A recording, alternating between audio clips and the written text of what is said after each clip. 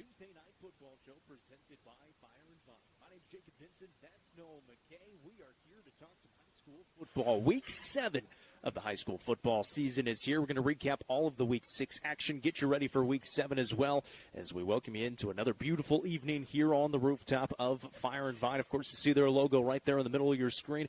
We actually had some Macon County fans come up after the show last week and say, hey, been hearing so much about Fire and Vine. Finally, we're able to make a trip up here, and I hope they loved it. It's a tremendous experience up here on the rooftop, so if you haven't been, definitely come check it out. And we're here every Tuesday night to talk some football. Got a lot of football to get into tonight. Yeah, a lot of football to get into tonight. You can hear us now. Sorry, I had us turned way down. But, you know, I can promise you one thing. This show will be done by 8 o'clock because the Reds are playing. And right Jacob there. is – I'll be honest.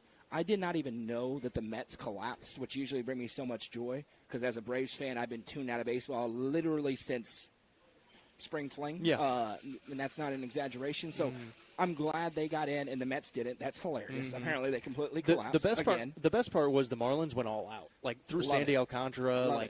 And usually that's the Braves that end up capitalizing on the Mets choking, but you guys get to this year. So congrats. First time since 2013 we've made the playoffs. And rooting for a lot of strikeouts tonight for both teams. I mean, personally. I expect there to be a lot. I would like a lot of strikeouts. Anyway, football, it's going to be a lot of fun. We got some, the high school football game of the week's a huge one this week. A few big-time matchups last week. Of course, we had some great games as well, so I'm excited to get into it. Well, let's get into it. Let's talk some Week 7 high school football. Before we do, of course, want to give a big shout-out to all of our all-inclusive sponsors for making everything that we do here at UCR possible. Watson Chevy, as you're watching it right here on the Watson Chevy UCR Media Network, Mayberry's Furniture, Nelson Trophy and Screen Printing, Aminette's Eagle Auction and Realty, Swallows Insurance, T-Up in Baxter, Sonia Brown with American Way Real Estate, Nick's Restaurant, Turf Masters Landscape Management, The Real Estate Collective, Livingston Regional Hospital, Fire and Vine, that's where we're at tonight, The Quality Family, the Crouch Team with Highlands Elite Real Estate, and Legacy House, our newest all-inclusive sponsor. You talk about all-inclusive sponsors, of course, this being on the Watson Chevy UCR Media Network. I tell you, we go to our sponsors all the time for stuff. They are the best in the business. I had a tire experience on the side of I-40. If you saw me changing a tire just outside of Cumberland County yesterday, it was indeed me. And my guy, Jason Fye, shot him a message, said, bring it up. They're getting the UCR Chevy fixed up. Going to get it back tomorrow. So go and check them out. They got a great service department as well up there, just as you're going into Livingston at Watson Chevy. Well, let's get into it. The Week 7 UC Top 5 and some more movement as we get deeper on into the high school football season. We'll start at number 5. We'll work our way up, and then we'll let you know the honorable mentions this week as well. At number 5, the Macon County Tigers. They lost to White County on Friday, 26-14. Now 5-1 on the season, and for the Tigers, their first true test of the season.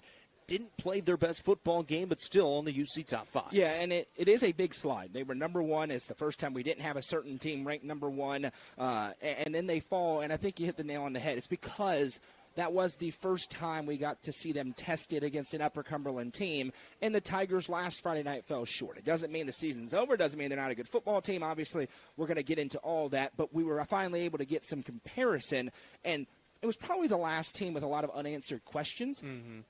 There still are some when it comes to Macon County, certainly, and we'll see how they bounce back this week. But because of that new knowledge we got, it lets us kind of formulate the list with more information. And quite frankly, the 4 teams that are currently ranked above are all playing really good football, right? I mean, playing great football. So Macon County certainly not solidly in the bottom, in that 5th spot. It's not. Hey, they're stuck there. They could find their way back up the list. But we finally got some information, and for now, that's where they slide to. So they dropped to number 5 after their loss to White County on Friday. At number 4, moving up one spot, the Livingston Academy Wildcats beating Pickett County 69-0 on Friday, and a game that we pretty much expected. Yeah, and no, that game wasn't a surprise. Gigantic opportunity for Livingston Academy, who has earned the right to call their game on Friday a big opportunity game. We'll see how they match up with another team that is ranked on this top 5, but a Livingston team that has continued now. Last week, they have handled business against everybody they were supposed to. They rolled past Cumberland County, they rolled past Warren County, and then they rolled past Pickett County. No playing with the food at all. Then they've had a couple of hard-fought wins and that narrow defeat to a White County team that is absolutely on this top 5. Gordonsville is at number 3. The Tigers still undefeated, the only undefeated team on our UC Top 5. They beat Jackson County 48-7, highest offensive output of the season. These Tigers just keep on rolling into the number 3 spot on the UC Top 5. Yeah, and I think as of right now, these top 3 have separated, and maybe even some separation beyond that as we move up in this list. But Gordonsville, dominant performance over a Jackson County team that has shown a lot of fight and a lot of moxie this year.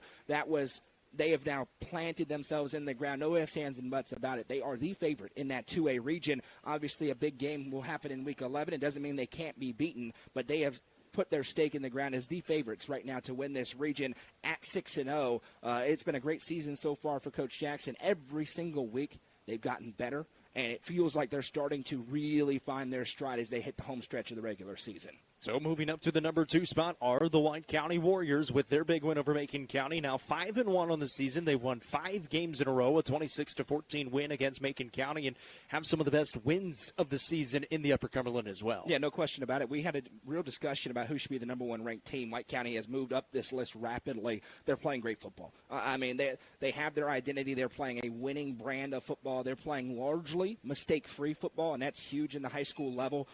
They have 2 top 5 wins now with the win over Macon County and the win over Livingston Academy. It's a White County team that continues to take care of business. They have a very gettable game this Friday night, albeit in a rivalry matchup against Warren County. Then they have a very important home stretch of region games to round out the regular season. But it's a White County team led by Cole Sims and that big offensive and defensive lines that's playing great football. So the number 1 team back into the number 1 spot. The Upperman Bees, who are 4-2 on the season, dominated DeKalb County on Friday, 41-6, all 41 of their points coming in the first half, and then the 2s and 3s got some run time in the second. Yeah, and they have been completely and utterly dominant against every team that they have faced so far besides Greenville and Beach, and we're very competitive with those 2 games.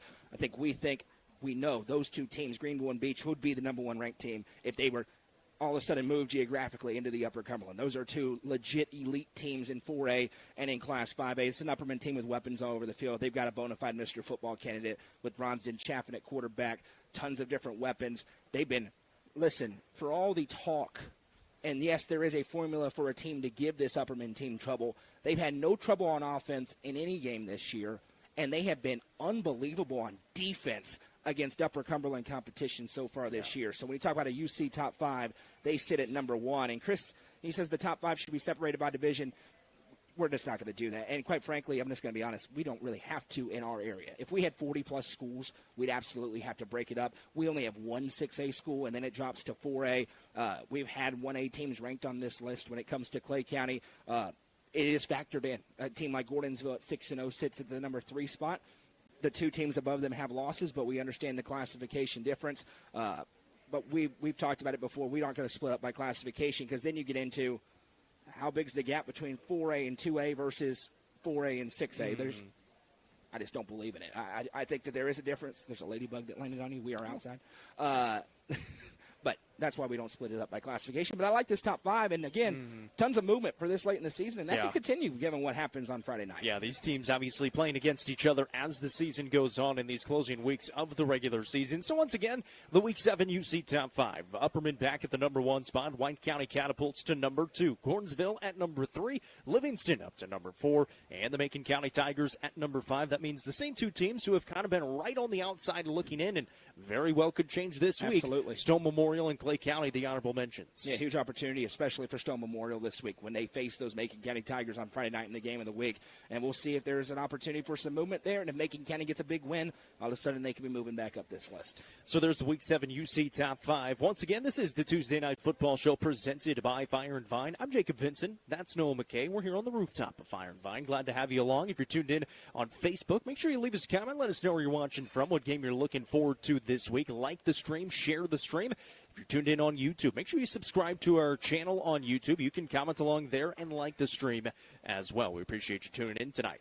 Let's get to where Noah was wrong, where he was right. First, where were you wrong last week? Well, as the entire town of Sparta was quick to put in the expert predictions page, I certainly was wrong on the game of the week when it comes to the result.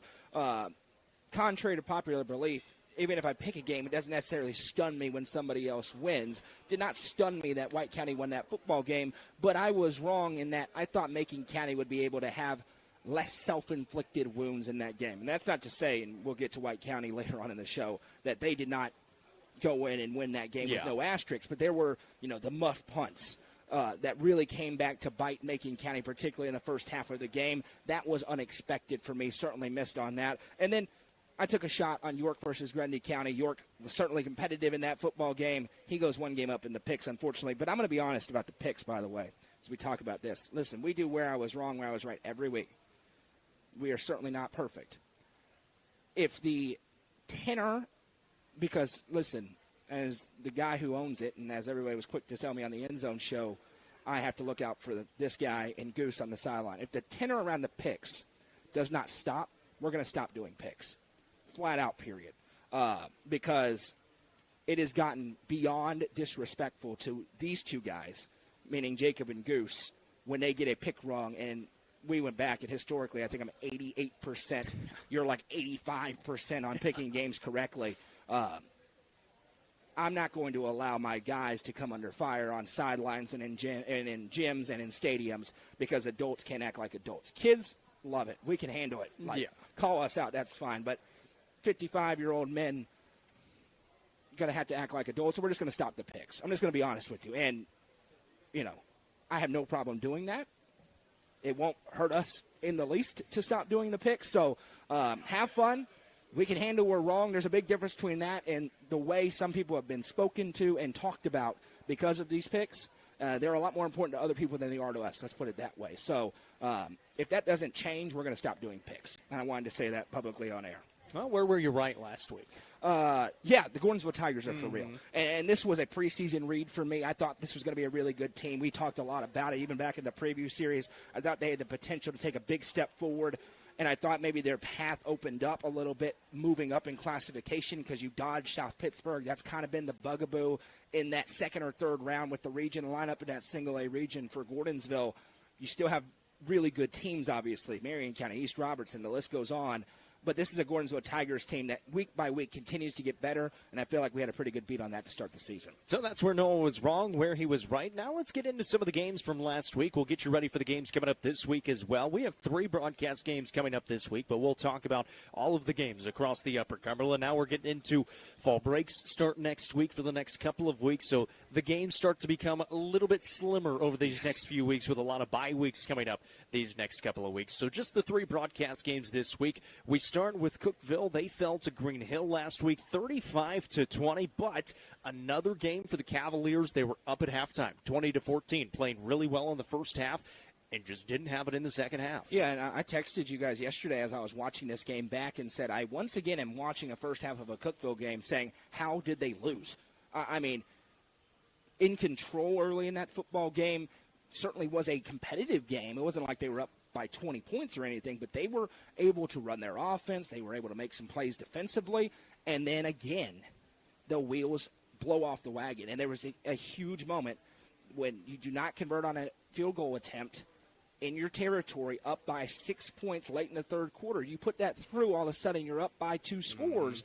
And that is not to single out anybody. It's just to say that was a pivotal momentum shift, and it is the same story of when something has gone wrong, particularly in second halves for Cookville, it has kind of imploded like a house of cards. And so you just – and the reality is I think this is a talented Cookville football team. But in Region 4 6A, at the highest level of public school football in the state of Tennessee, when you give teams momentum, they're not going to give it back. Especially good teams. Especially good teams like FRA, like Green Hill, and like Gallatin. And this game certainly felt like the FRA, and especially the Gallatin game. Felt a ton like that Gallatin game did. And so, and again, we talked about it, though, on Friday night. To me, now you've got a route, if you're Cookville, for everybody to beat Lebanon and you to have a chance against Lebanon to try and get to the 3 seed. Because if you're the 4, you're going to Oakland. And, first of all, you're not guaranteed to be the 4. The win over Wilson Central helps you a lot. But you're going to have to find a way to beat Mount Juliet. You'd love to find a way to beat Farragut. We're going to talk about Maryville. That's a different challenge, obviously. But can you build some momentum the next couple of weeks after with fall break mixed in, with Farragut and Mount Juliet before a big one with Lebanon? That's all that's on the board right now for Cookville, and we'll see what this group is made out of. But going to have to figure out a way to withstand some of those onslaughts that these really good teams are going to pour onto you. Held scoreless in the second half, 21-0 Green Hill in the second half. It's now 5 out of 6 games the Cavaliers have either been tied or had a lead at halftime, and they are 1-5 now on the season. Now 1-2 in region play, and still have yet to play Mount Juliet and Lebanon. Both of those games on the road in weeks 10 and week 11 as well. Let's talk about their game this week. Yeah. It's a non-region game, but a huge opportunity. Maryville, the number 4 ranked team in 6A, coming to town, 5-1 on the season. They're 4-0 in their region. At Cookville, who is 1-5, now 1-2 in region play. This game's going to be on UCR3, presented by Watson Chevrolet. Myself, Coach Shanks, will be on the call of this one. Rebels having a really good season yet again. They beat Hardin Valley last week, a region opponent, 45-6. It's their 5th win in a row. Their only loss, the Alcoa Tornadoes, 28-21 in week 1. They have been absolutely dominant 5 weeks in a row. Yeah, no question. Maryville's Maryville. And by the way, I just see my dad's tuning in, Tom. It's his birthday tomorrow. So happy birthday, my dad. He's turning 87 years old. Not really. Tomorrow. So happy birthday, Pops. You know, this, first of all, this is a Noah McKay opinion. I really wish, really wish this game wasn't happening. Upperman and York weren't playing, and Upperman and Cookville would have gotten together and played. Late in the season at Tucker Stadium, maybe we're in a 2-year cycle, so maybe in fast forward a couple of years, we can make that happen, because I think it is by far the biggest rivalry that is not played. Yeah. And that and Cookville Sparta and basketball. Fits the seasons a little better for those two teams, too. And if you don't want to play it to open the year, I think it's great to open the year. I think it's a marquee matchup to open the year. If you don't want to play it to open the year, fine. Play it around fall break, somewhere in this next couple of week period. Because let's just be honest, there's a few games for both teams in the next few weeks that there aren't a lot of intrigue around. And regardless of where the two teams are, there's a whole heck of a lot of intrigue if that game was being played. Play your rivals. In high school sports, I think you just need to play your rivals. Yeah. And so I know that's a thing, but it just popped into my head because I'm like, why are we talking about Makes Maryville? a lot of sense. Why are we talking about Maryville? We should be talking about a different team here. Yeah, listen, this is a mountain. This is the best team they've played, and that's saying something, because this is a Cookville team that's played a very difficult schedule, to the credit of Coach Hennigan. Maybe a nod to FRA, now the number 1 team in D2 2A. No question. FRA is a great team, and I think if you had Maryville and FRA play, it'd be a great football game. It's that caliber of a team, and this is a game that is an absolute house money game for Cookville. You have nothing to lose. Can you put together 4 quarters of football? And that, I think, is what we're still waiting for Cookville in a loss. Yeah. Right? Even if they lose on Friday night. But they go out there and they play 4 quarters of football, and you lose by 3 scores because Maryville is just flat out better, then okay, right? We have seen the potential at times, that first half with FRA, the first half with Gallatin, the first half with Green Hill. Can they put 4 quarters of that style of football and see where they really line up? Because I still don't think we've seen this Cookville team at their best for 4 quarters against good competition. They play really well for 4 quarters against Wilson Central, but it's a different challenge to do that against good competition. So for me, that's what I'm looking for. Can they go out there and just play well? Can they not have the self-inflicted wounds? Can they limit the explosive plays? Make Maryville go 8, 9, 10 plays down the field. And on offense, get some drives together. This is an offense that can be multiple. Can you hit an explosive or two? And have us at halftime, you send a score update in our chat, and we go, it's a 1-score game at halftime. Cookville and Maryville. How about that? I think that would be a big success for these Cookville Cavaliers in this game. Obviously, this Maryville team last season, a very similar season to this year, a loss to Alcoa in the regular season, made it to the 6A semifinals where they fell to a very good Oakland team, 21-13. These two teams, they have met before back in the 2015 playoffs. In the second round, went by way of Maryville, 49-10. And I mentioned it, for the Cavaliers, they've played a very, very good schedule, but this is probably going to be the best team they have played, with the nod to FRA, who is obviously also very good. This Maryville team scoring 43 points per game on offense. Very good. Okay. And obviously out there in East Tennessee, it's pretty hard to play an easy schedule, you want to call it. So, and they're only giving up about 10, and that was with 28 given up to Alcoa. So they've been absolutely dominant these last few weeks. Farragut scored 17. That's the only other team that has scored more than twice against this Maryville defense. And I got it on here. Cookville has to play 4 quarters, no matter, like you said, no matter what the score is. We just want to see if they can play a full game, and especially we feel like they're going to play pretty well in the first half. Can they continue that in the second half, no matter how it's going? Yeah, can they continue that and then build that momentum into Farragut, into a bye week, into Mount Juliet, and then into that huge game with Lebanon. To me, this feels like a 4-game sprint for Cookville because, listen, if you go, I'm 100% confident if they win those last 3, the 2 that matter, Mount Juliet and Lebanon, they're going to be a playoff team. So forget about the seeding. Can you just feel like you're playing good ball getting into the playoffs? It's going to be very important to see. And then, listen, on the other end, if this game gets ugly, do some of these youngsters get in? This is a freshman class that is very highly touted for Cookville. Davin Morton's been able to play, but not a whole lot of other freshmen. At what point do we get to see some of these explosive freshmen? An Isaac Andrews, a Reese Wallace, some of these kids that we've been hearing about for years and years and years. At what point do they get to enter a ball game? And maybe it's not this week if you're able to keep it competitive, but can you open it up on a Mount Juliet? Can you open it up on a Farragut, which is obviously going to be a lot tougher than Mount Juliet to do that on, and see what into the future this team's going to look like? Remember, Easton Davidson's just a junior. So, they've got a lot of guys out there who are going to be back next year. Hunt Reese as well, absolutely. So there's a lot of storylines to watch for this Cookville team. One thing I will say on a positive note for this Cavaliers team is they're 1-5 on the season, but it doesn't feel like it. Yeah. Obviously, they've played the tough schedule. They have played well against these good football teams, so we know the type of team this team can be. We just got to be able to see it for those 4 quarters. Right. Who are you going with? Yeah, I mean, Maryville, I think it would be an absolute homer pick to not roll with Maryville in this game, and I do not have the luxury of taking homer picks at this point in the year. So I will take the Rebels to come in and get the win, give them 42-14. That's the exact score I'm going with as well. Maryville coming into Cookville winning 42-14. I do like it to be like 7-7 at the end of the first quarter, though. Probably. That just seems just to be about how it's going. Yeah, absolutely.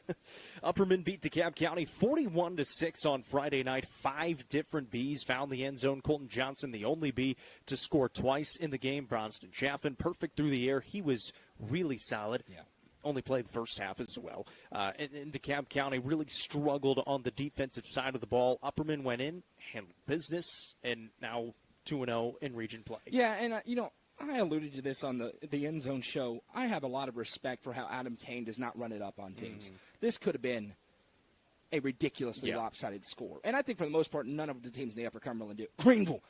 Some teams, Greenville, they go out there and will be up 42-0 like Upperman was, or, 41-0, and then leave your starters into the fourth quarter, and it's 70-6, and okay, who cares? All that's doing is embarrassing your opponent. It doesn't do anything for you. And so, first off, just tip your cap there because, really in all their wins this year, it could have been a lot worse. It could have been way worse.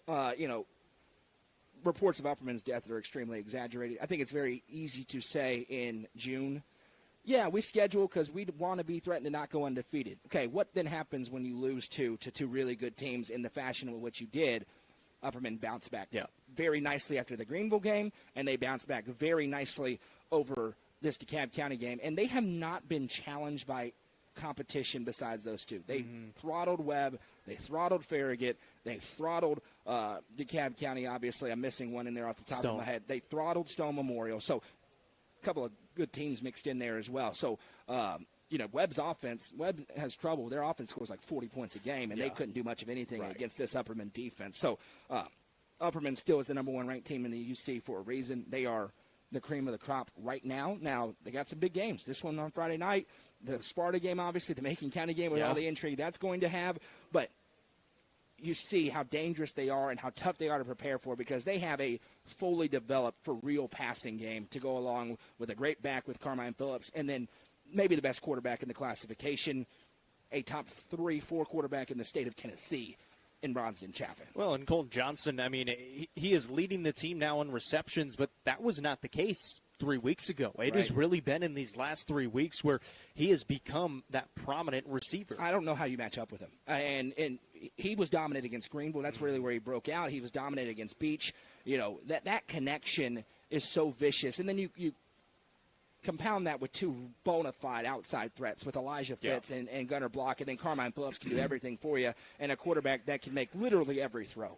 They are so good on offense. And at 4-2, you can talk about that. Their offense has not been slowed down at all by anybody. This is an elite offense. It's one of the class's best. Defensively, they've got problems against certain matchups, but I don't think they're going to – it's possible they don't see a matchup like that, certainly until the second round of the playoffs and maybe not even until the fourth. And Brownson Chaffin made a throw to Elijah Fitz on a 70-yard pass play that was 50 yards on the money. Yeah. It was He's got a huge arm. It was a beautiful throw. Yeah. So Upperman beats DeKalb County 41-6. The team that they're playing this week, Livingston Academy, beat Pickett County 69-0. And game for Livingston Academy, a home game, took care of business, got the young guys in there pretty quickly, and now looking forward to this week. The very definition of what you want to do on homecoming. If you're Livingston Academy, get in there, get a win, get out healthy, and move on.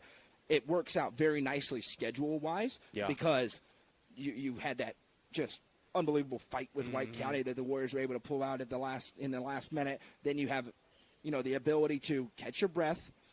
And let's call a spade a spade. They were able to watch Upperman tape last week. There's no question about it. So they were able to, get a head start a little bit on the toughest test on the schedule. Exactly right. So, and it sets up this huge one that I know we want to get into between them and the Bees. Upperman 4-2 on the season, the number 1 team in the UC Top 5, 2-0 in region play at Livingston Academy, who is our number 4 team in the UC Top 5. They're 5-1 on the year, 0-1 in region play. This game's going to be on UCR2, presented by the Overton County Farm Bureau. Craig Cantrell, Colin Castleberry on the call. And Gentry's Power Equipment, of course. Gentry's Power Equipment, yes. And how great has it been to have Craig Cantrell on the call this season, especially for games like this one.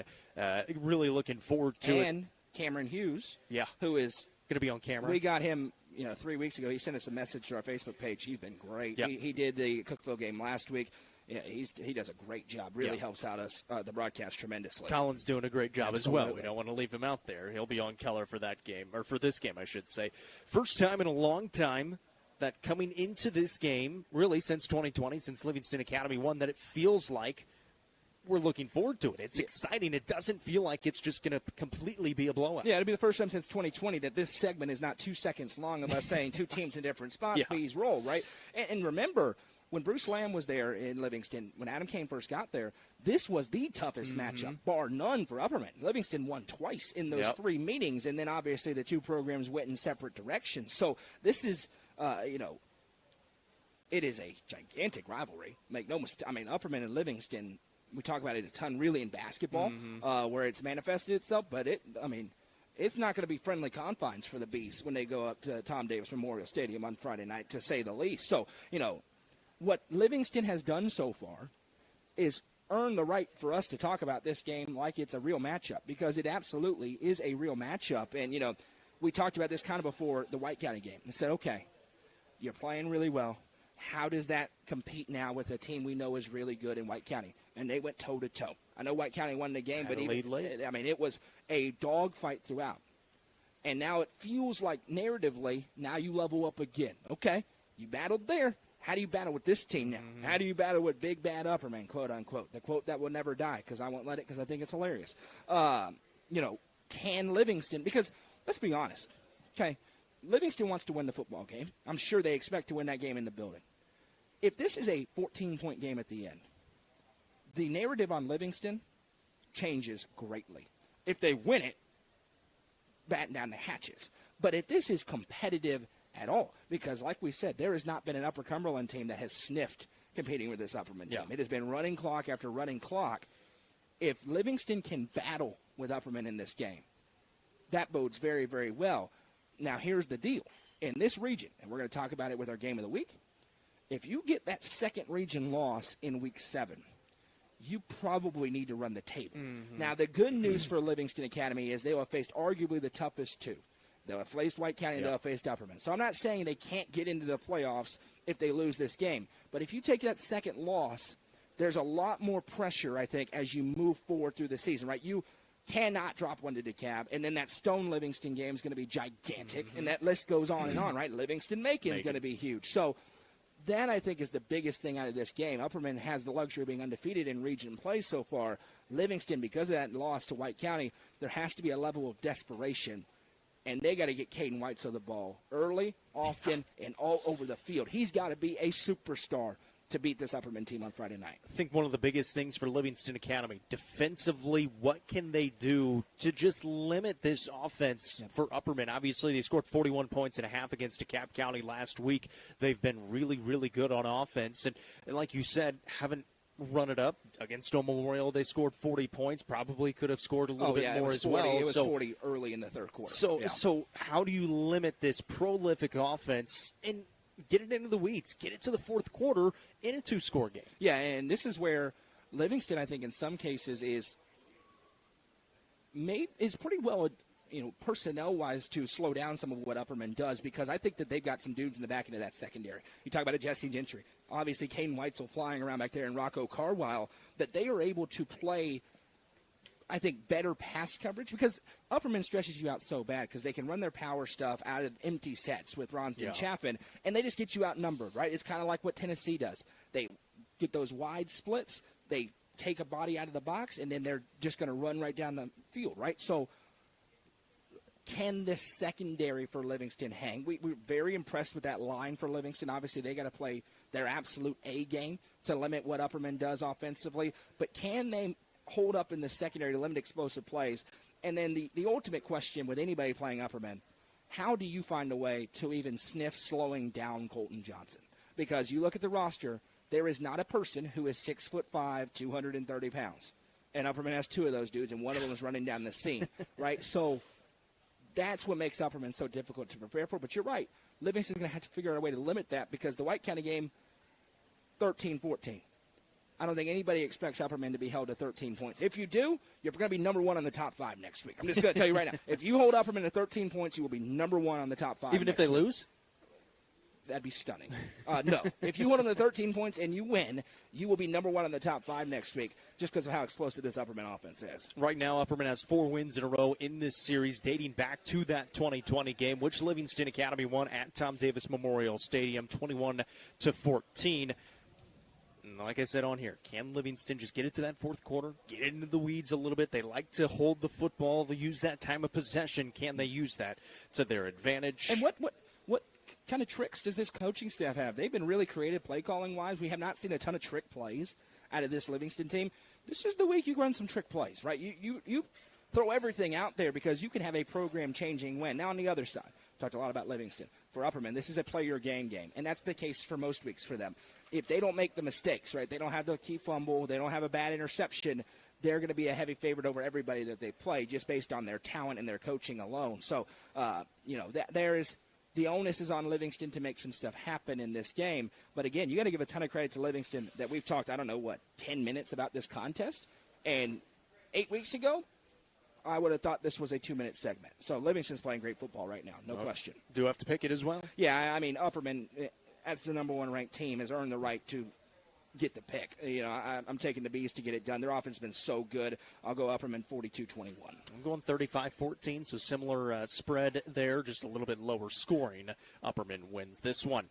Macon County fell to White County 26-14 on Friday, and like we said earlier in the show, the first real test of the season for this Macon County Tigers squad. And again, for White County, it's another marquee win. They got the win against Tullahoma, they got the win against Livingston Academy, and now the win against this Macon County team. For the Tigers, though, turned the ball over 4 times in the first half, and were only down by a score, weren't completely out of the game, weren't able to get the passing offense going really in that game, and White County was able to handle business in the second half. Yeah, perhaps the understatement. I mean, -2 passing yards on the game. There was no passing game for Macon County in this game, and this is, the first time we have a lot to go on with Macon County. We think Westmoreland's okay. That game was a nice win for them, but everybody else is, let's just call a spade, not good football teams. They have beaten up really bad teams. And make no mistake about it, Macon County is absolutely not a bad football team. They are a good football team, and that was a good football game. And remember, Sparta scores in the final second of the game. There's 2 seconds to go on the last snap. Right. You're selling out to try and get a fumble. Cole Sims says, thank you very much, and goes into the end zone. Cole Sims, sensational. I know we're going to talk about Sparta a lot. Macon County, my biggest question for them right now, we know they're well coached. There was those turnovers, besides one, very uncharacteristic. The fumble, okay, a fumble happens. 2 muff punts and then an interception on a jump ball in the end zone. Again, getting to that lack of a passing game right now for them.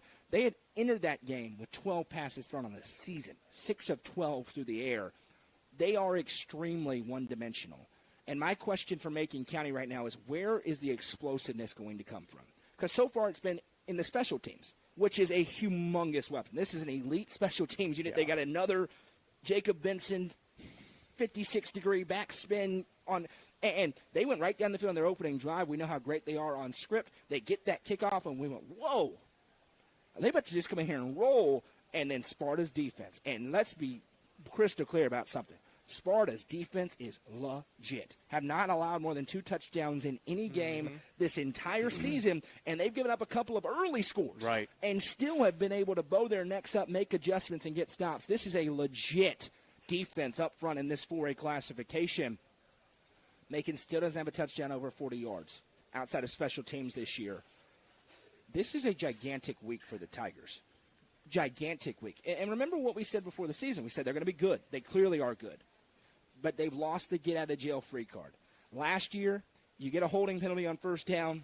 7, here you go. 4, here you go. Go give us a first down. You don't have that this year. So that means you're going to play in tighter games. And ultimately, I think White County's comfort in tight games, because they've played so many of them this season, shone through in that second half. Things got a little tense for the Tigers, and White County was just playing their game. They were able to stay within themselves, composed, didn't make some big mistakes. It was a great win for White County, and there are questions coming out for Macon County when we talk about what is the standard. That's what Coach Shoulders talked about improving them. The standard is to do what they did last year. So in that in mind, there are questions when you talk about that upper echelon in the classification. It's interesting what you said when it kind of got into the weeds a little bit in the second half. When it gets those high-tension moments, White County just seems like they're comfortable in those moments. Coach Foster talked about it with Goose after their game, after their win against Livingston Academy, saying, we just do what we do because it works, and obviously it worked last week for him. And a big reason that Cole Sims has been tremendous this year. He was kind of one of those names that we were throwing around coming into this season that was going to have to step up for this White County team. And, man, has he stepped up, and he has performed extremely well. You know, it's so interesting. Cole Sims has turned into a bell cow dominant back. I mean, a big-time player, and really unique in our area right now. You know, Caden Weitzel's doing a little bit of everything. We know about the freak of nature that Bronzden Chaffin is, but he is turning into, Cole Sims, that is, your typical bell cow. I mean, 32 carries. You know, not necessarily busting a 60-yard run. He can. He has speed, but he is a between the tackles, get on my back, and we're going to go forward for 5 yards running back. And how perfect of a fit is that for what David Foster wants to run offensively? They want to be a run the ball. We're not going to throw it unless we absolutely have to. And in high school football, when everybody's bought into that, you can have a lot of success. Especially at this level. And they get the jumbo package out there with Lex Winfrey at fullback. They mix in, you know, Tucker Pinion gives you a couple of really good passes. They hit a little backside slant on a big third down, right, just enough to keep you honest back there.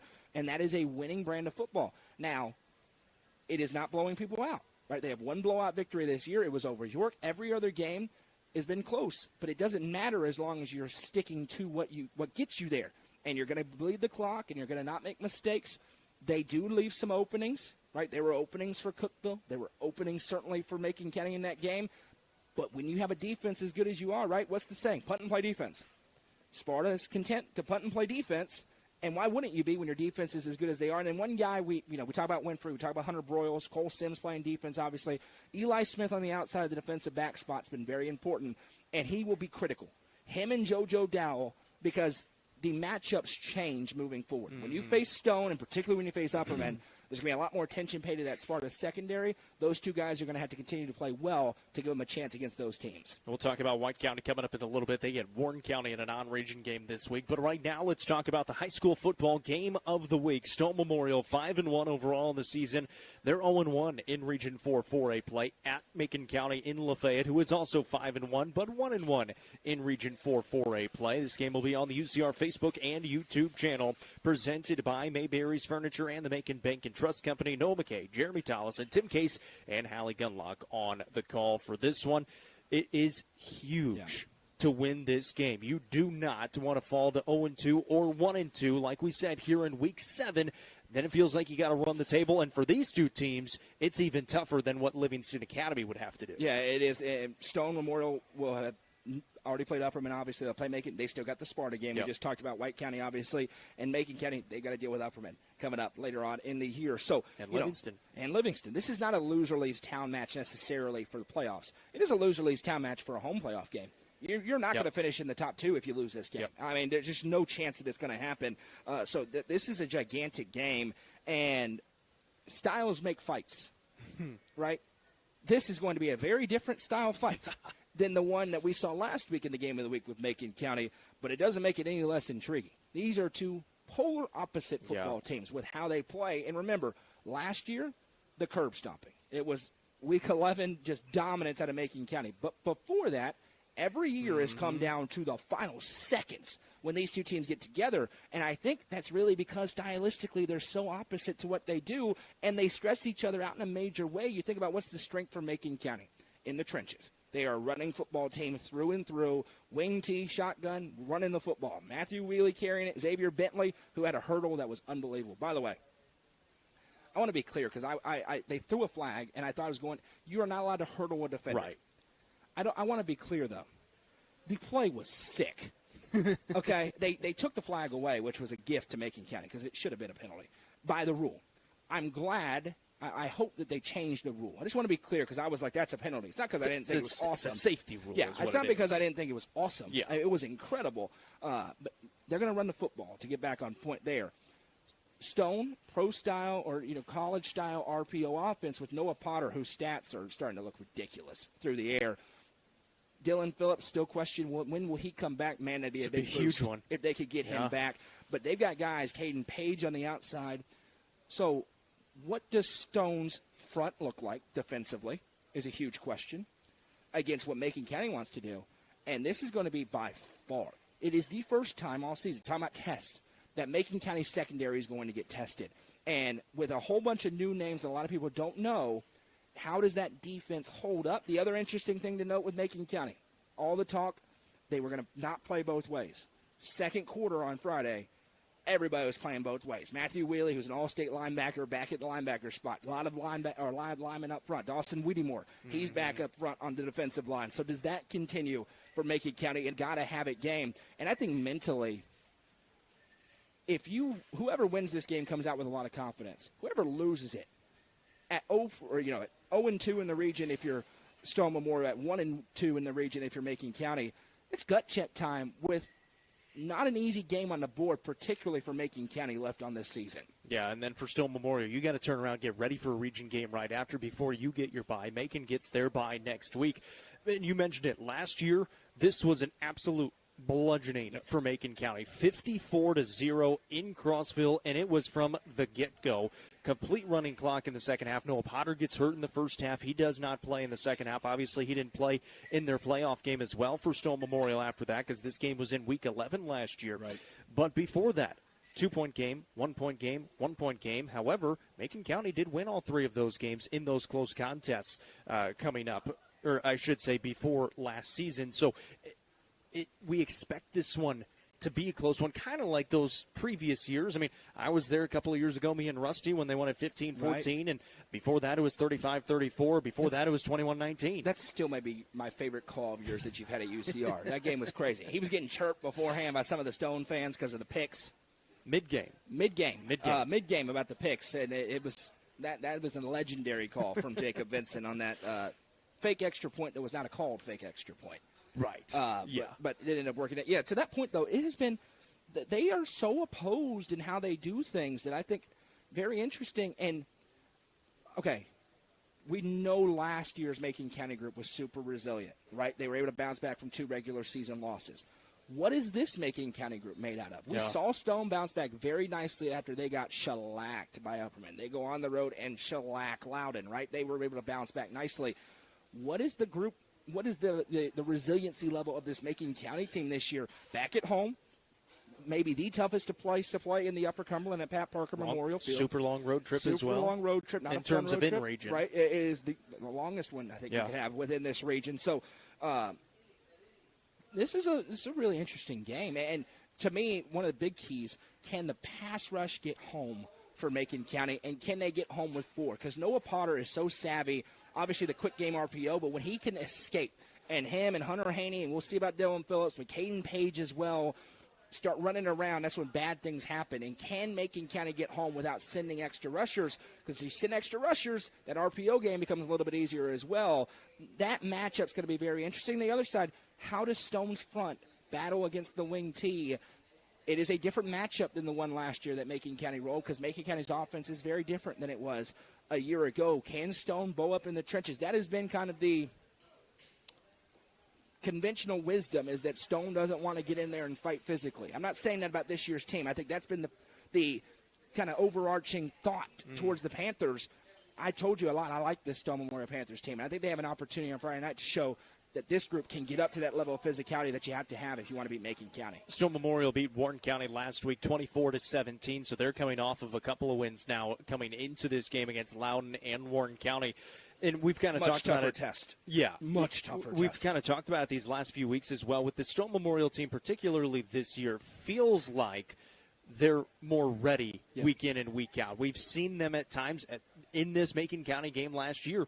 Did not have a great start to the game. Yeah. Didn't seem like they were ready in that Week 11 contest. Whatever it was, feels like they are more resilient this season. And obviously you're coming off of 2 wins, so you got to be ready to go anyways. But now you're going on the road in a tough place to play. Yeah, no question about it. I think you hit the nail on the head with that. This, to me, and maybe I'll be wrong and it'll be a 40-point win for somebody, this just feels like a game that's going to be late into the fourth quarter, up in the air. Somebody's going to have to make a big play, which is exactly why we're going to take the game of the week crew up to Lafayette. That's a long road trip for all of us, and we're going to make the trip indeed. Who are you going with? Yeah, listen, this is a game I've actually battled back and forth on this show. The final pick comes out on Friday, at least for now. Thursday. Comes out Thursday. We have a Thursday game. Yep. You're exactly right. And I very well may change this. I really like what I've seen at a Stone Memorial. And I think that we've talked about they think this is their year to break out. I don't put a ton of stock into the Upperman game because we've seen Upperman do that to everybody. I think Stone actually played decently well in that game. Right now, I think I'm going to take it a little bit of what I think would be considered an upset. I would take the Panthers to win it close. Give me Stone 28-21. I may change by Thursday, though. But that's how I feel right now. I really think I like their explosiveness in the passing game. And in a game, if it does come down to the wire like we think that it could, I think, Caden Page breaking loose one time could be the difference. So as we sit right and then in the kicking game, we talk about how good they are in the kicking game. They are. Macon's unbelievable. One sneaky thing about Noah Potter, he's the kicker, and he can kick it out of the end zone. And I think that's big because he can put you back where you have to drive 80 yards. And I think for a Macon team, can they get that explosiveness having to drive that far? So as we sit right now, I'll take Stone. I'm going same score. Other way. But I'm going the other way. I may be on an island here. I may. And my reasoning for it, I think Macon County can bounce back. I think this coaching staff, obviously, they have the experience of last year. I think they rely on that a lot.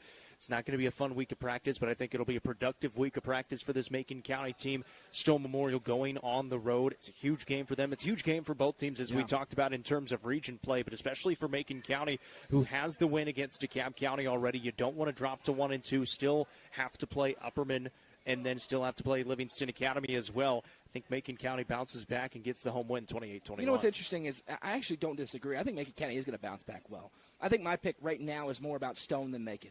I think Stone is set up to maybe take a big step forward. I think this is a game that they have not found a way to win in recent years. These kind of pivotal marquee region games, with the one exception back in 2022. I like the makeup. This has been a very business-like Stone team. I think some of the issues they've had in the past with undisciplined penalties have not crept up this year. I think that's hurt them badly in some of these games. So that, to me, it's more of a Stone thing than a Macon thing, because I actually do think Macon's going to play pretty well on Friday. I expect it to be a really good game. But I just have a hunch right now that the Panthers may find a way to get that one done. So that game is on the UCR Facebook page, YouTube channel, 7 o'clock, 6 o'clock Central pregame start. They'll get going early for that one. Get you ready for the high school football game of the week.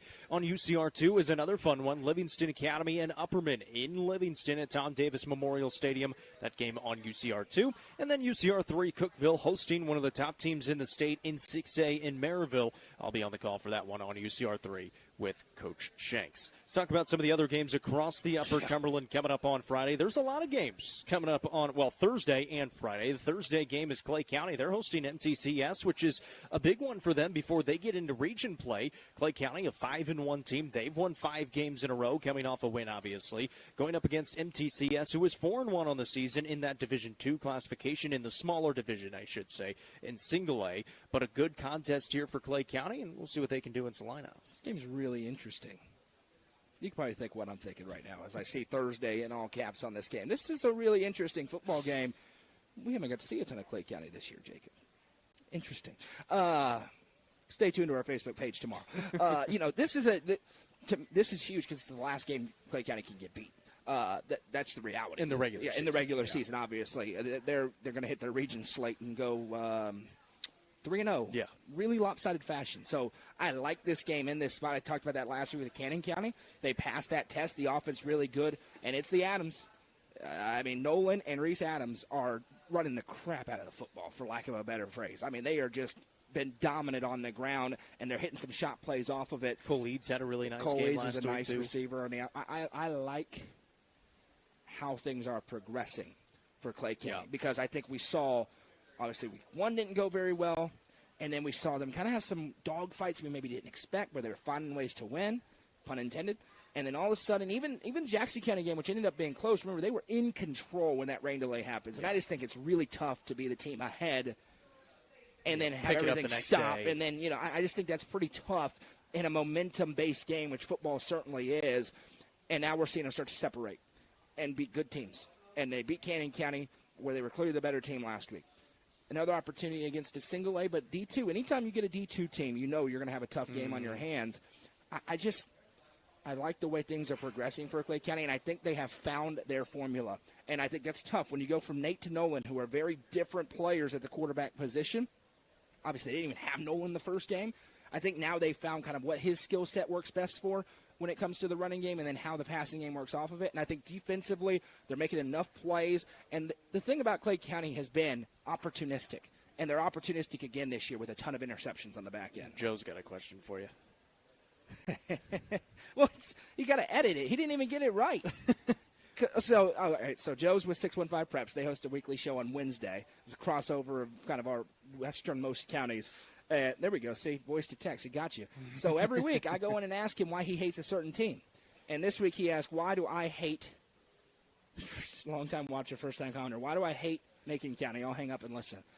Well, he always leans into it and says that he does. So I'll just say, well, right now, because I picked him last week, they lost, and then everybody in Sparta decided that it meant I hate them.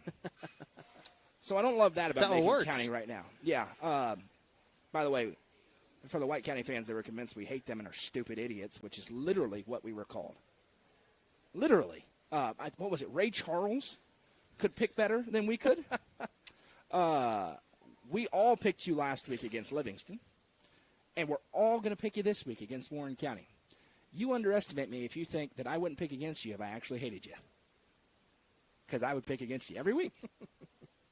Now, if you keep commenting, I may not like the person who comments, but David Foster and the White County Warriors, fantastic. Mm-hmm. Love it. Anyway, back on track. That's why I hate Macon County this week. Thank you, Joe. You got me off track. What was I talking about? Clay County. They're playing a winning brand of football, and I think that could continue this week against MTCS. Well, this White County team, they're 5-1 now on the year. They get a region game in the border battle with Warren County as well. 3-3 now on the season. And this Warren County team, feisty. They had a chance to beat Stone Memorial last week. Now, that could have been a little bit too. Stone Memorial looking ahead to a big region game this week against Macon County. But this Warren County team, yes, they're independent. It's still a 6A football team. They've got athletes in the school, and they've played some pretty good football this year. And I've alluded to this in other matchups. I kind of like how Warren County plays for White County to face, because there are some elements similar to what Stone does and what Upperman does, albeit not on the level, I think, of what Stone does and what Upperman does. So how does White County, you get to kind of see that in action as opposed to just scout team work. So I think you'll be able to point back to some stuff. The only thing that's really intriguing about this game to me is the rivalry aspect, that there's always that kind of, does that juice it up a little bit and you have a team play a little bit above their heads potentially. But this is a White County team. I am interested in this. Does White County blow out Warren County? Because they only have the one blowout, and York is struggling mightily at winless. Warren County has had more fight than that, but we have seen Livingston blow them out. We saw Stone not blow them out. Is this a game where White County doesn't leave any opening? Because there have been some openings against everybody that they've beaten, Tullahoma, Cookville, and Macon County. That's not to discredit them, obviously, number 2 on the top 5. But can White County blow them out? Can they go win by 28 points and kind of be in full dominant mode before they have 3 important region games to round out the regular season? That's the only issue. They're going to win the game. Can they win it walking away is what I'm looking for out of the Warriors. This one is an interesting one this week in terms of Yeah. somebody needs a win. Correct. DeKalb County is 2-4 on the season at York Institute, who is winless this year. Have played some good football these last couple of weeks against Grundy County and Bledsoe County in region play. Just haven't been able to get the wins. They're looking for a win against a DeKalb County team that did not look their best against Upperman last week. This game's very interesting because York has been hanging around, right? They kept it it was that bonkers game with Livingston, and then, even against Meigs County, they've been hanging around. Grundy County last week, but they have not won, and they have not really sniffed a win besides the Bledsoe County game. Yep. To me, this game comes down to one. I think DeKalb County can win this game handedly if they still want to play. And I'm just going to be honest. No Ryan Lyons last week as well. Maybe Big. he returns. Yeah, big, obviously. What is that desire like in a non-region game for DeKalb County? Because I think they're the better team here. Longer road trip, too. Long road trip. I think Steve Trapp's going to have his team ready to play. And if that's the case, I like DeKalb County in this football game. But it's ironic because DeKalb at 2-4, but York at 0-4. But I think we've seen a little more life out of York. And Feel a little bit better maybe about the Dragons.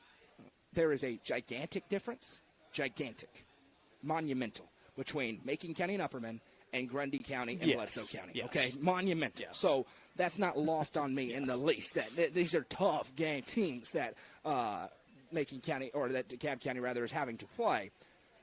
What is that fight like? Because if DeKalb plays like they played against Friendship, not only can they win this game, I think they can hang around in other Region 4-4A games. I mean, they face two really good teams. Have they flatlined, or are they ready to go? And that, to me, is the biggest question entering this football game. Eastridge 5-1 on the season at Cumberland County, who is 1-5 coming up on Friday. You know what's interesting? Might pick CC. I'm going to think about it strongly. Strongly. Eastridge is very similar to Wilson Central. Very. Except nowhere near as good as Wilson Central. Wilson Central's not very good. All right, fair enough. Well, Cumberland County is also 1-5, to be fair. There may be more picks for Cumberland County than you would expect. Yeah. Let's put it that way. Jackson County 3-3. This is an important game. Jackson County at 3-3 on the season. Region game at Trousdale County on the Creek Bank, who is 1-5 on the year. Only scored 8 points last week against Smith County. Did this Trousdale County team. Jackson County struggled against Gordonsville. They need this one to make the playoffs. Yeah, right now you've got to go crazy if you're Jackson County, having lost those two important region games. You win this game, then you have a monumental one with Cannon County. And also, not only to make the playoffs, you really want to be the 3. I would rather not go to East Robb in the first round of the playoffs. I'm just good on that. Yeah. No, thank you. Anybody else, I think you can get juiced up and think that you can have a chance to win. I don't think that is something that looks... It's a ladybug. Okay. Again. I think it's the same one. Look crazy. Thanks for just showing everybody that I made a face about a ladybug, but I digress. Remember, Jackson County had not beaten Trousdale County like 760 years before last year. So, Well, approximately. maybe hyperbole. Starting at quarterback Jesus the Christ of Nazareth was the last time they were able to beat Trousdale. Math ain't had No, enough there's there. a lot of bad math there. That's why we did journalism.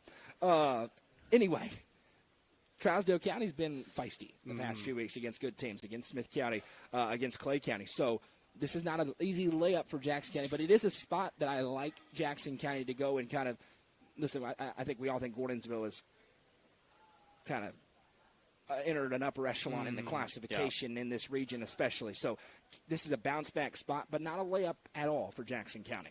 This isn't a fun game, too. Gordonsville, it's undefeated on the season. It's a non-region game at Westmoreland, who is 3-3. Westmoreland's played a very good schedule. They've played a team out of Kentucky that's pretty solid. They've played their other two losses are up in classification, played a lot of 4A and 3A teams, and now they're playing a very, very good 2A team. This is kind of one of those playoff preview type games. Yeah, no question about it. And this is a spot as well going to give us some top 5 information because Macon County was able to beat Westmoreland by about 20 points in week 2. So what does Gordonsville do?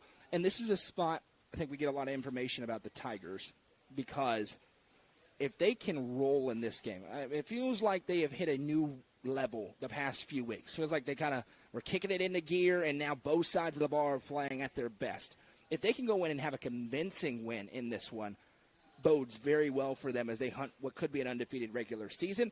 besides Week 11, the toughest test left on the schedule certainly is this week for the Gordonsville Tigers. Another huge region game within this region. We talked about Jackson County, Trousdale County. The other game, Cannon County, 3-3. At Smith County, 3-3. Smith County starting to play some pretty good football. Yeah. Cannon County coming off a loss. We'll see what they can do. Obviously, Cannon County lost to Clay County last week. See what Smith County can do if they can get a huge region win. Yeah, and we mentioned on the End Zone show, first time for this group of Smith County Owls that they've been able to build some momentum.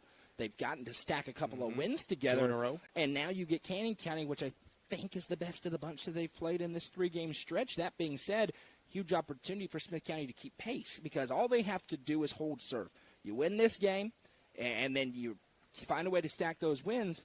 I mean, if they find a way to win this game, I think we're looking at a 6-3 Smith County team traveling across the county to face Gordonsville, who could be 9-0 in Week 11 for the region championship. I mean, this is a huge game. I think this is a game that is certainly for a home playoff game as well out of this 2A region. Very curious to see how this game goes. Pickett County 0-6 at Zion Christian, who is 2-4, and find a way to fight. See what the Bobcats got to find a way to fight.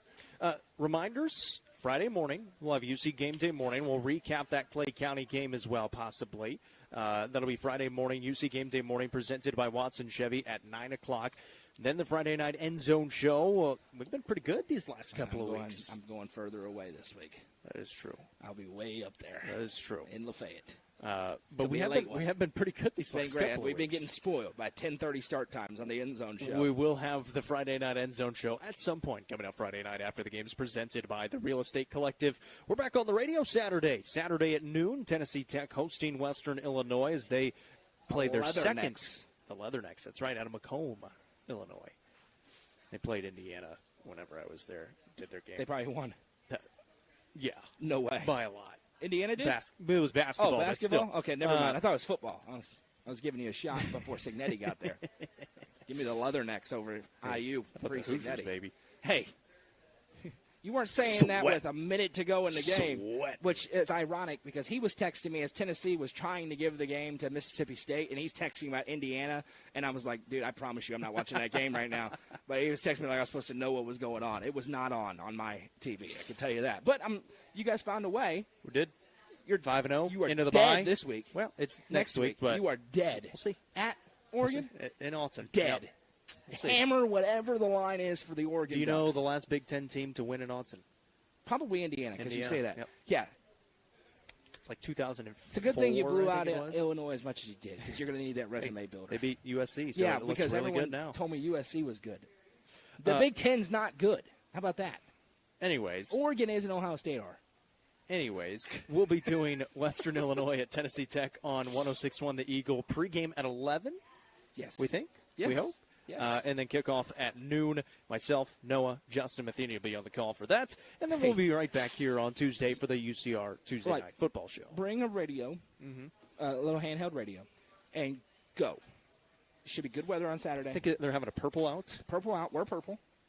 I'll be in purple up in the press box. This team is real good. Just beat right. Tennessee State 35-8, and it was never close. The Vols are on a bye. This team they're ranked 9th in the FCS coaches poll. Highest ranking ever. This Tech team, listen, I'm telling you, they're legit. All right, it's not because we're calling the games. Like, you should support that as well. We appreciate it. But it is a fun. I mean, they're the number 9 team in FCS. It is. Listen, my dad and mom were here. They graduated in 1990. All right, it goes deep when it comes to Tech. I graduated from there. It is the best Tech team ever. And they're in your backyard, and tickets are really inexpensive to go and watch high-level college football at the FCS level. 12 o'clock kickoff. You can go and start your day, go get breakfast, go there, and then come to Fire and Vine and watch the other games on the rooftop. This is a TV right there that'll be on college football. I'm planning out your day. You're going to buy a new couch at Mayberry's Furniture. There you go. You're going to get a new car at Watson Chevy. And then you're going to just have a great Saturday, and you're going to thank us for it. But come to watch Tech play at Tucker Stadium. So we hope you tune into the games. The 3 broadcast games coming up Friday nights. And make sure you tune in to our social media channels as well. Goose is all over the Upper Cumberland coming up this week. And he'll be doing a lot more stuff coming to the website in a few days. Thursday. Be interesting. We'll see. We'll see. Appreciate you tuning in. This is the Tuesday Night Football Show presented by Fire and Vine. Enjoy the baseball. Go Reds. That's Noah McKay. I'm Jacob Vincent. Go Strikeouts. Saying so long from Fire and Vine.